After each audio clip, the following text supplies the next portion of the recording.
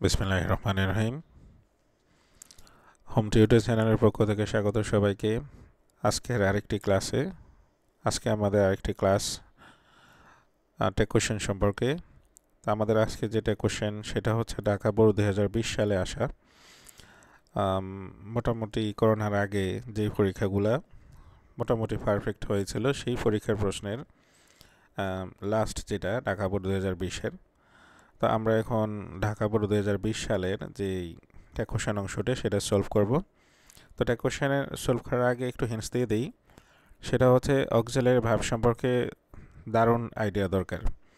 অর্থাৎ এটা কোশ্চেন করার আগে যে স্টুডেন্টরা তারা উচিত আগে অক্সিলারি ভার্ব সম্পর্কে ধারণা রাখা, কারণ অক্সিলারি ভার্ব যদি না থাকে সেই ক্ষেত্রে আমরা ডু ডাজ ডিড অথবা ডু ডাজ ডিড ইউজ করব সেইখানে টেন্স অনুসারে। তো এই হচ্ছে এটা টিপস। পাশাপাশি আরও কিছু মানে নিয়ম আছে যেটা ব্যতিক্রম। তো ব্যতিক্রম নিয়মগুলো আমরা চলতে চলতে কথা বলতে বলতে বলে দিব। তো আমরা প্রথমে শুরু করি। আমাদের প্রথম যে সেন্টেন্সটা দেওয়া আছে এখানে আছে let's have a walk outside the farm. অর্থাৎ কেউ একজন প্রস্তাব করেছে চলো আমরা ফার্মের বাহিরে একটু হাঁটি। যেখানে লেটস আছে, লেটস মানে হচ্ছে লেটাস, এখানে সংক্ষিপ্তভাবে লেটস লেখা আছে। তো এটা নিয়ম হচ্ছে যদি লেটাস বা লেটস থাকে সেই ক্ষেত্রে আমরা এখানে শেল উই লিখব, শেল উই।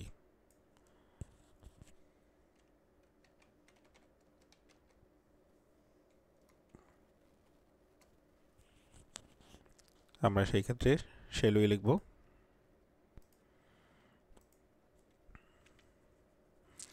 তখন আমাদের প্রথমটা লেটাস অথবা লেটস থাকলে শেলই হয়।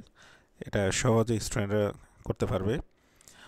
এখানে আছে I am in the habit of walking every morning. অর্থাৎ হয়তো যাকে প্রস্তাব দেওয়া হয়েছে সে বলল যে আমি প্রতিদিন সকালবেলা হাঁটি। তো এই যে এখানে আই পাশাপাশি এম আছে, কোনো কারণে আই এর পরে যদি এম থাকে তাহলে আমরা সেই ক্ষেত্রে আর এনটাই লিখতে হয়, আর এনটাই। আমরা এখানে লিখব আর এনটাই।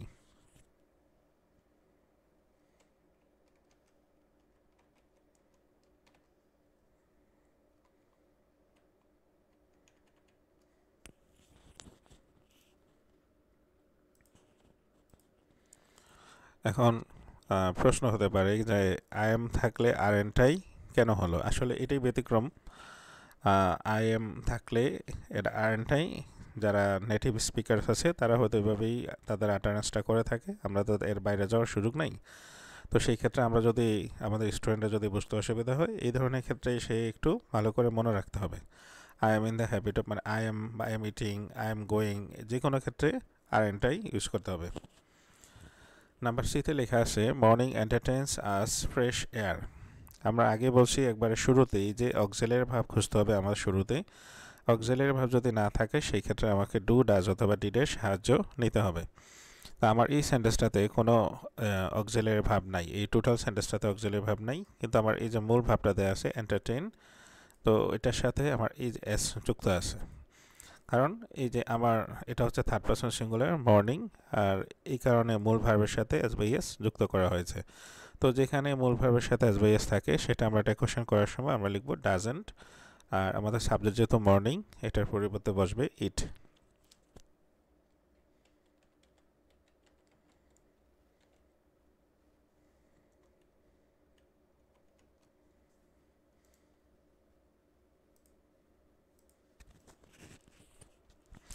একটু হাইলাইট করে নিলাম যাতে দেখতে সুবিধা হয়। এবার আমরা নাম্বার ডিতে যাই। No one should miss the opportunity. অর্থাৎ এই যে হাঁটার যেই সুবিধাটা এটা কারো মিস করা উচিত নয়। আসলে আমাদের যেই ইংলিশ পড়াগুলো আছে এই পড়াগুলো প্রতিটা মুহূর্তে মুহূর্তে মরালিটি ডেভেলপ করার চেষ্টা করে বা যে কোনো লেসন দেওয়ার চেষ্টা করে। এখানে একটা লেসন হচ্ছে হাঁটা। হাঁটা স্বাস্থ্যের জন্য ভালো, সেটা সকালে হোক আর যখনই হোক, এখানে একটা এনকারেজ করা হয়েছে। তো এখানে লিখছে no one should miss the opportunity, অর্থাৎ এই যে হাঁটার সুযোগ কারোই মিস করা উচিত না, বিশেষ করে সকালবেলা। তো যাই হোক আমরা দেখবো অক্সিলারি ভার্ব আছে কিনা। আমার এখানে অক্সিলারি ভার্ব হচ্ছে শুড। আর এই যে এখানে আমার সাবজেক্ট আছে নো ওয়ান, এখানে অলরেডি নেগেটিভ সাবজেক্ট আছে। নো ওয়ান মানে হচ্ছে কেউই না, সেই ক্ষেত্রে আমার নট আর বসবে না, আর নো ওয়ান থাকলে বসবে দে।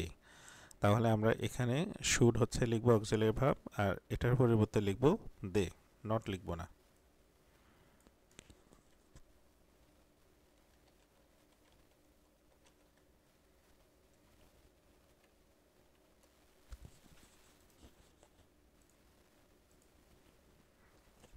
Should they. এবার আমরা লাস্টে চলে আসছি। আমার এইখানে এই সেন্টেন্সে আমার কোনো সাবজেক্ট নেই। শুরু হয়েছে have a try to form this habit of morning walk, অর্থাৎ সকালে হাঁটার অভ্যাসটা করে নাও। হ্যাভ ট্রাই, চেষ্টা করো। তো এই ধরনের যে যেখানে ভার্ব দ্বারা সেন্টেন্স শুরু হয়, এটা মূলত ইম্পারেটিভ সেন্টেন্স। এখানে মূল সাবজেক্ট হচ্ছে ইউ, এখানে এটা উজ্জ্ব থাকে। তো এই ধরনের ক্ষেত্রে আমরা কি করব, উইল ইউ বসিয়ে দেব। ইম্পারেটিভ সেন্টেন্সের ক্ষেত্রে আমরা উইল ইউ বসাবো, যেহেতু সামনে ইউকে উদ্দেশ্য করে বলা হয় যে চেষ্টা করে দেখো এই ধরনের একটা অভ্যাস গড়ে নিতে। আর এমনিতে ইম্পারেটিভ সেন্টেন্সের অ্যাফার্মেটিভ হলে, নেগেটিভ হলেও আমরা উইল ইউ বসাতে পারি।